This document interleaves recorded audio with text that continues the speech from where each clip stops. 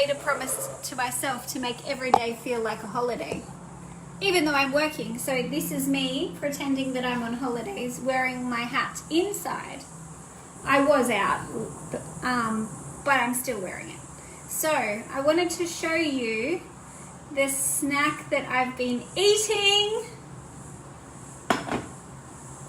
to get me through my prego cravings, which is the real deal. I've had lots of friends who have been pregnant, and it always seems that they have a craving for one particular thing.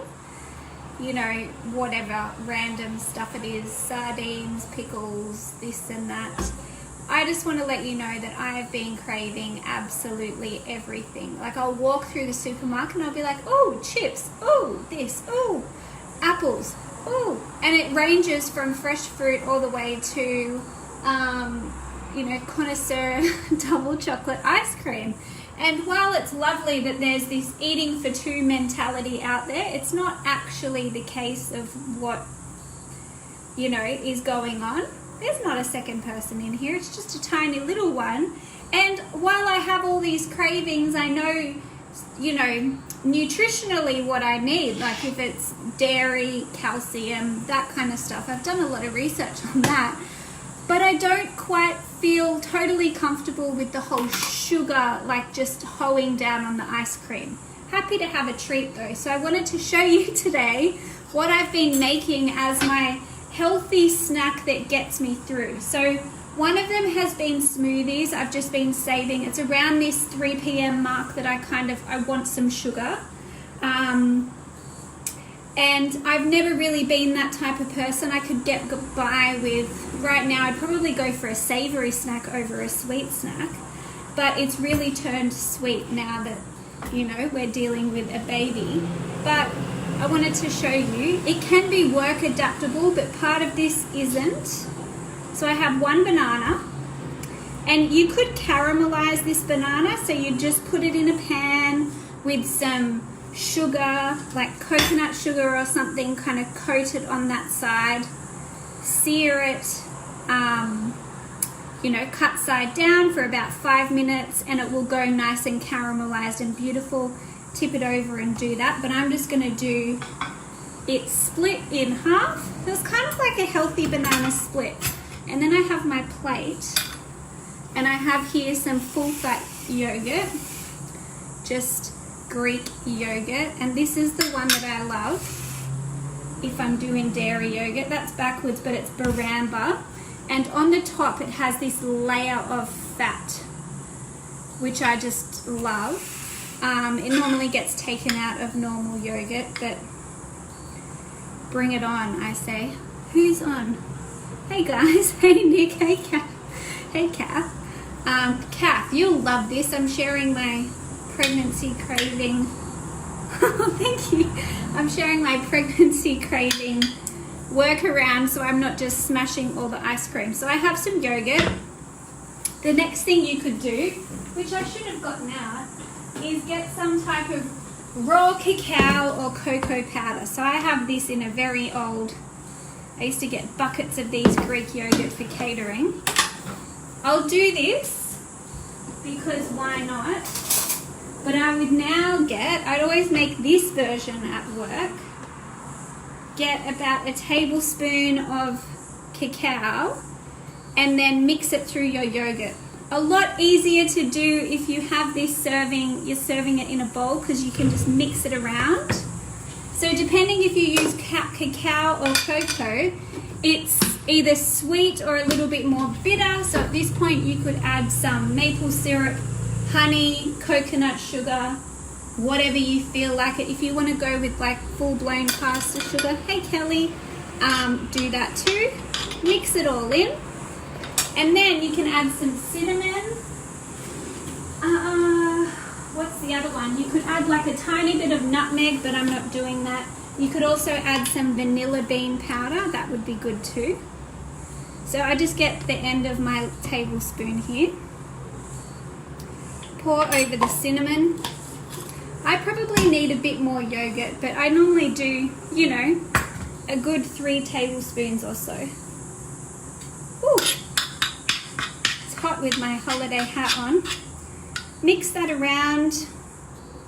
I'm just going to do a lazy mix.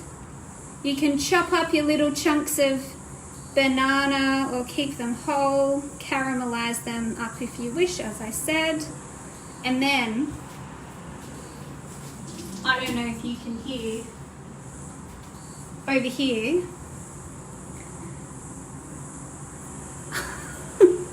I'm melting chocolate.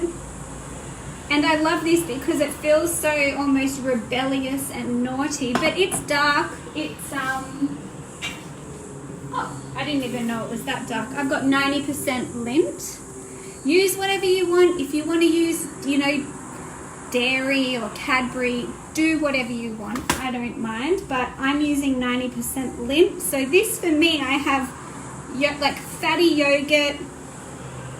I have cacao in there now too. A bit of cinnamon, and then I have sweetness from the banana. And then I have dark chocolate. So I don't even have this in a double boiler. I just have it straight in the bottom of the pan, and I have it on low. I have it on 1 on my thing. Hold on, I can't see. Where's my glasses? I can't see the question. Okay, I don't have my glasses. How long do you caramelize your bananas? So I just do about 5 minutes in the pan. So on a medium heat, coconut oil or olive oil in there, and just put them in cut side down. I was going to do that today, but my phone battery is going to die soon, so I didn't want to be mid-cook and it carks out. But cut side down about 5 minutes or 7 minutes or so. It will smell delicious. It will smell like it's cooking. You can kind of get your spatula and lift it up, and what you're going for is, you know, a nice brown look, charred edge on it. That's what I do, but I'll put that version of the recipe up when I'm not stretched for battery time. Hey Mel. So I'll go through it again. Full fat Greek yogurt, a scoop of cacao, you know, a bit of maple syrup or honey or that type of thing if you wanted to. That would be the work appropriate version. I need another spoon. I swear we can never have enough spoons in this house. Then the next step is some nut butter. So you could do a big blob or tiny blobs around, as much as you would like.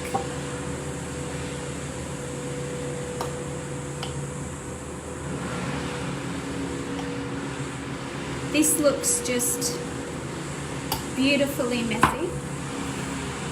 And then I have this melted chocolate that I've just been melting straight in the pot.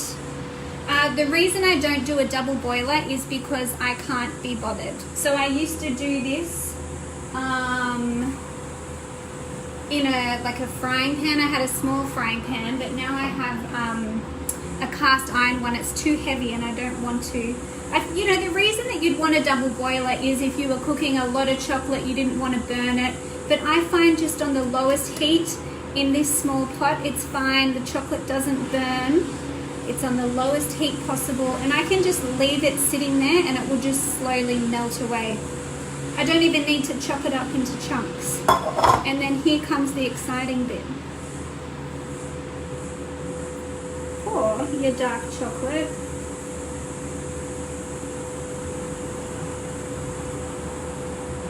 all over. And then finishing it off with a little bit of salt.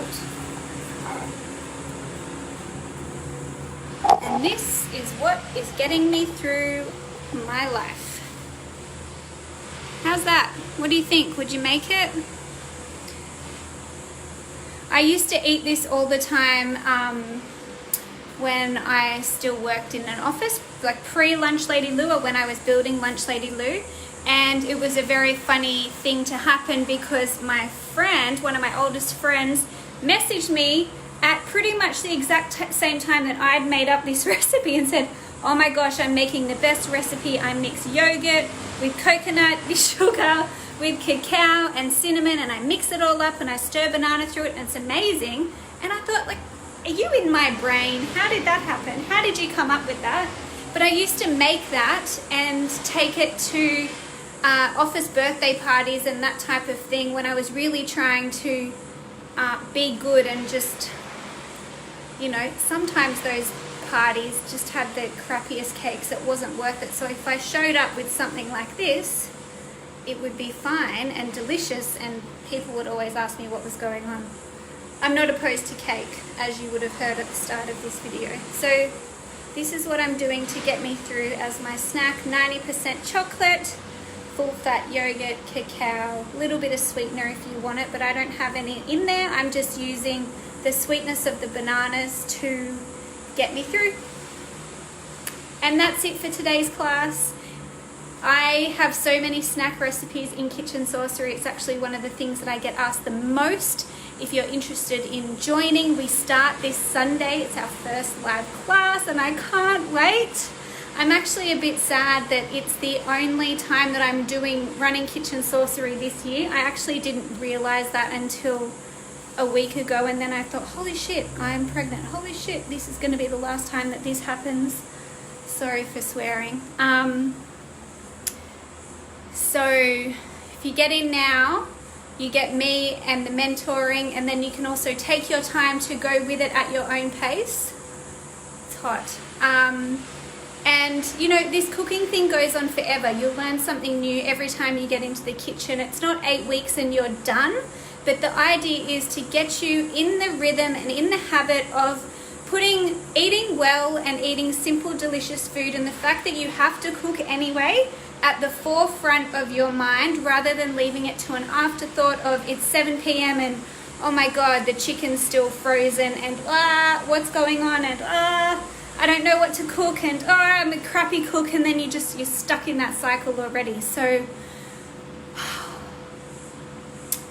we just learn the basics, really. Learn how to work with your pantry, store things in there that you can use, how to find easy flavor in your pantry, how to utilize fresh ingredients and fresh veggies and make them work for you with your diet and what you want to eat. So get in. We start on Sunday. I'm so excited. That's it. There's a link to Kitchen Sorcery in this post. I'm going to go eat my 3 p.m. snack. Mwah. Have a wonderful afternoon.